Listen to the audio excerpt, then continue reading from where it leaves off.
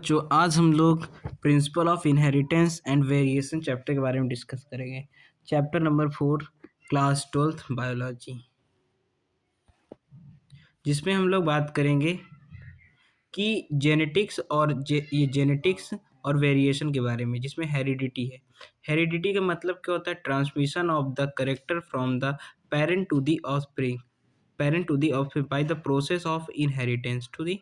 और वेरिएशन क्या होता है? जो हमारे में डिफरेंस प्रेजेंट होते हैं पेरेंट्स के विद रिस्पेक्ट टू पेरेंट्स, जो हमारे अंदर डिफरेंस प्रेजेंट होते हैं, डिफरेंस बिटवीन प्रोजेनी।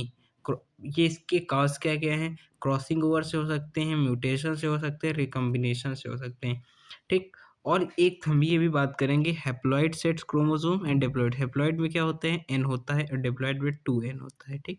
इसको इसमें अगर ह्यूमन के केस में 23 हैप्लॉइड है और 46 डिप्लॉइड इन ह्यूमन के केस में। ठीक। और हम लोग बात करेंगे, ये पूरा मैंने बता दिया।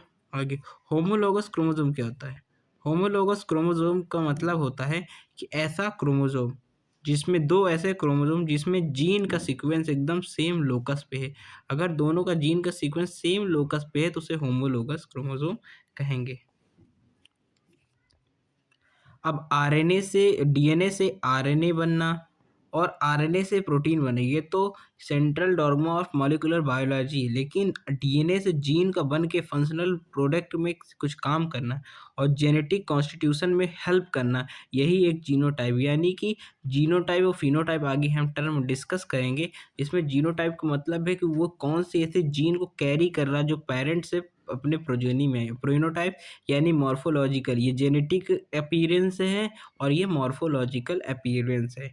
All cells are diploid except gamete, या ह्यूमन के केस में सारे सेल्स डिप्लॉयड होते हैं 46, बट ओनली गैमीट एक ऐसे हैं जो एन होते हैं। ठीक। अब करेक्टर और ट्रेड। करेक्टर क्या होता है? करेक्टर यानी किसी भी हमारे बॉडी का कोई भी करेक्टर, यानी जैसे आई कलर हो गए, एक करेक्टर है। आई कलर के अंदर ही किसी की काली आंखें हो सकती है, भूरी आंखें हो सकती है, रेड आंखें हो सकती है, ग्रे आंखें हो सकती है, वाइट आंखें हो सकती हैं। वो सब उस चीज़ का ट्रेट है। और जीन जो होता है, डीएनए का जो जीन होता है वो इन करेक्टर को कंट्रोल करता है। और ट्रेट जो होता है वो एलील एलील जो होता है ये इन ट्रेट्स को कंट्रोल करता है। अब एलील होता क्या है? एलील क्या है? जो alternate form of the gene card allele, ये एलील के द्वारा कंट्रोल किए जाते हैं और ये जीन के द्वारा कंट्रोल किए जाते हैं। ओके, चलो आगे बढ़ते हैं। कैपिटल टी यानी कैपिटल टी और कैपिटल टी, ये क्या है? होमोलॉगस है। ठीक। और कैपिटल टी और स्मॉल टी क्या है? हेट्रोलॉगस है। ठीक। और ये स्मॉल टी और स्मॉल टी भी होमोलॉगस हो सकता है और ये हेट्रोलॉगस। ठीक। अब ये तीनों की बात कर लिए।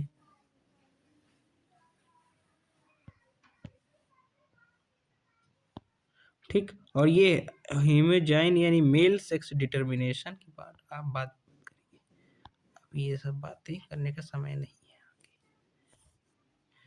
मेंडल की जेनेटिक्स क्या कहती है?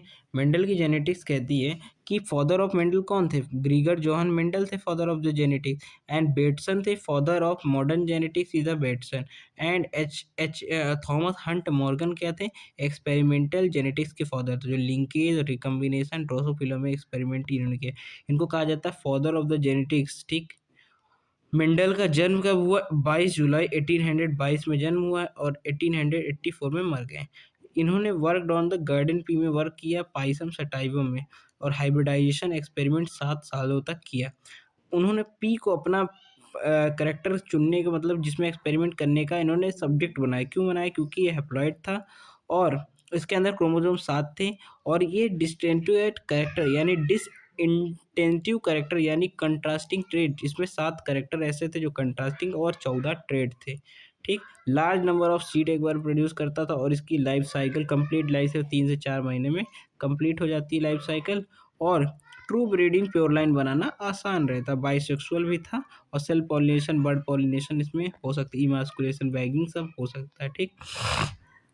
मेंडल का वर्क अनरिकॉग्नाइज्ड रहा उसके डिस्कवरी के 5 से 6 साल तक, क्योंकि उसकी डिस्कवरी 576 876 से 56 से चालू हुई और 863 तक चली, बट उसका 75 या 1900 तक उसका वर्क किसी के सामने नहीं था, क्योंकि उस समय इतना कम्युनिकेशन अच्छा नहीं था, इंटरनेट की सुविधाएं नहीं थी, कंसेप्ट एंड जीन फैक्टर किसी को पता नहीं था, concept of gene and stable descent. उन्होंने बताया था कि आज जो हम लोग जीन वर्ड को यूज कर रहे हैं, उन्होंने उस समय उसको फैक्टर बोला था, जो लोगों को पता नहीं था। ठीक, यूज़ ऑफ उन्होंने मैथमेटिकल टूल, बायोटेक्नोलॉजी और उसमें मैथ, स्टैटिक्स की मैथ बहुत यूज किए थे, स्टैटिक्स से यूज किए थे, ग्राफ यूज किए थे, और इसके बाद नो फिजिकल प्रूफ, उनके पास कोई ऐसा प्रूफ नहीं था फैक्टर का डिसइंटीग्रेट। बट मेंडल सक्सेस हुए, मेंडल सक्सेस का बाद में इन्होंने मेंडल सक्सेस क्यों हुए, क्योंकि उन्होंने स्टैटिक्स और मैथमेटिकल लॉजिक का यूज़ किया था, ये बाद में सक्सेस का कारण बना। एक्सपेरिमेंट उन्होंने बहुत से किए और रिकॉर्ड उन्होंने हैंडल किए। उसके बाद सैंपल साइज उनका बहुत ही ज़्यादा लार्ज था, जिसके कारण एरर बहुत ही कम हो गई। थ्योरेटिकल एक्सप्लेनेशन उन्होंने किया, टेस्ट किए, एक्सप्लेनेशन के कंडक्टिंग एक्सपेरिमेंट बहुत किए। सक्सेसफुल जनरेशन के बाद जनरेशन, यानी उन्होंने 7 साल तो केवल प्योर लाइन बनाने में लग गए उनको, 7 साल केवल प्योर लाइन उन्होंने बनाई। ठीक, उन्होंने पाइसम सटाई यानी गार्डन पी पर काम किया, जो डिप्लॉयड थे 2n, डिप्लॉयड यानी 14 क्रोमोसोम डिप्लॉयड और 7 हेप्लॉयड। इनिशियली स्टार्ट फॉर्मेट उन्होंने 34 करेक्टर चूज किए, लेकिन बाद में आके उन्होंने ट्रेट, कितने ट्रेट, केवल 14 ट्रेटों में काम किया। करेक्टर कितने थे, 7 करेक्टर, इनके कंट्रास्टिंग ट्रेट्स 14 थी।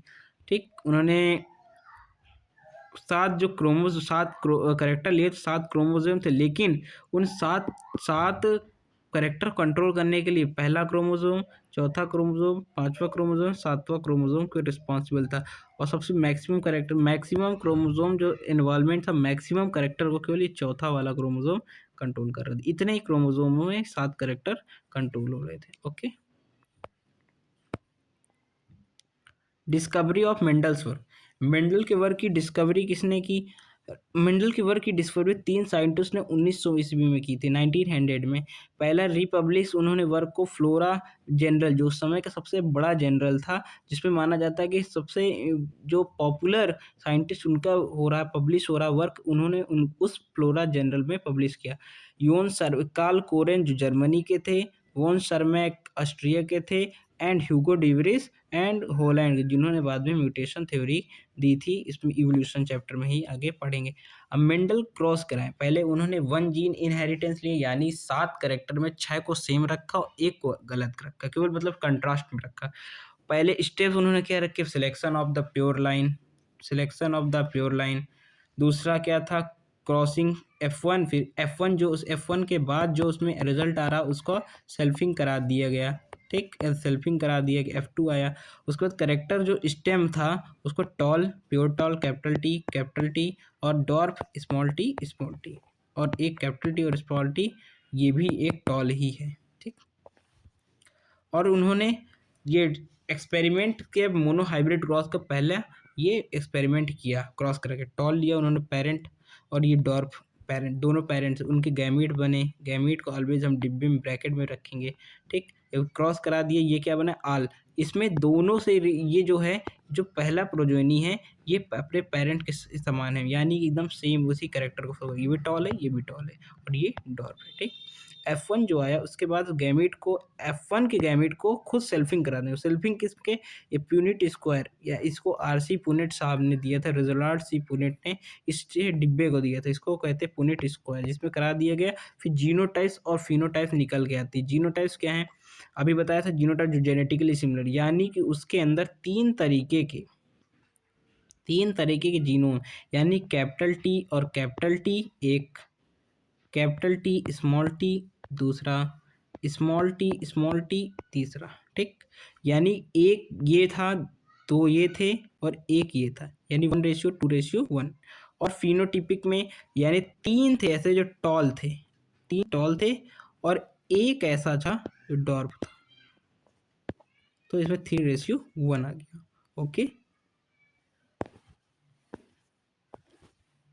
अब ये डाई हाइब्रिड क्रॉस लगे हैं तो इसमें पढ़ लेते हैं। यानी इसमें 2 जीन का इनहेरिटेंस होना रखा, 2 gene inheritance differ in the 2 chromosome, सभी को सेम रखा और 2 कलर। इसको हम डाई हाइब्रिड को ये बोल सकते हैं independently 2 cross of the 2 monohybrid cross. ठीक, करेक्टर उन्होंने सीड शेप लिया और सीड कलर लिया, सीड शेप सीड कलर ये सब लेके वो सीड शेप में राउंड कैपिटल आर और रिंकल स्मॉल आर, येलो में capital Y small Y green के लिए। ठीक, अब दोनों को लेने के बाद इन्होंने इनको गैमीट बना के, ये गैमीट इसके बने, इसके गैमीट बने, F1 जनरेशन में जो ये बना फिर आगे जाके इसकी सेल्फिंग करा दी ये। अब इससे भी गैमीट आगे जाके बना लिए हम लोगों ने, ये गैमीट बना लिए।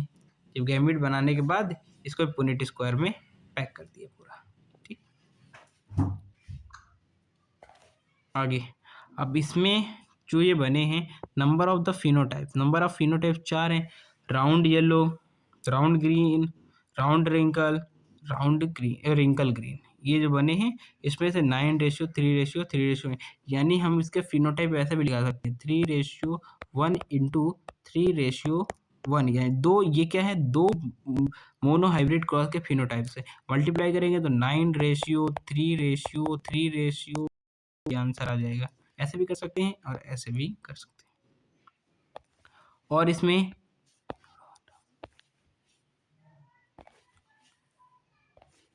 अब इसी के जीनोटाइप में भी तो स्टडी करना है, सॉरी रह गया।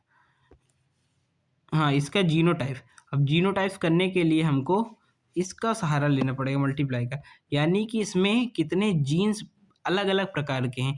फ्लॉक लाइन मेथड का हम लोग को सहारा लेना पड़ेगा। इसमें कैपिटल आर और स्मॉल आर और कैपिटल आर, ये कैपिटल आर स्मॉल आर और स्मॉल आर, इसका कितना जीनोटाइप पिछले को हुआ था 1:2:1। अब इसमें देखते हैं इस सीड शेप और सीड कलर में हम लोग देखते हैं कि 1 इसमें तीनों को अलग अलग रख के मल्टीप्लाई कर, यानी कि अगर हम इसको चाहें तो ऐसे भी कर सकते हैं। अगर हम चाहे तो जो हमारे पिछले में आया था 1:2:1 आया था, इसका हम मोनो हाइब्रिड करके 2 को क्रॉस कर देते हैं। तो इसमें क्या है, पहले के अगर मल्टीप्लाई तीनों करें तो 1:2:1, दूसरे से मल्टीप्लाई करें तो 2:4:2, इससे मल्टीप्लाई 1:2:1:2, ये पूरा तैयार हो जाएगा एकदम सेम वही है जो इसमें आ रहा है और इसमें कोई अंतर नहीं, हम दोनों तरीके से कर सकते हैं। तो थैंक यू दोस्तों, आज के लिए इतना ही डाई हाइब्रिड क्रॉस तक। अगर आपको लेक्चर अच्छा लगा हो प्लीज़ लाइक सब्सक्राइब कर दें। Thank you.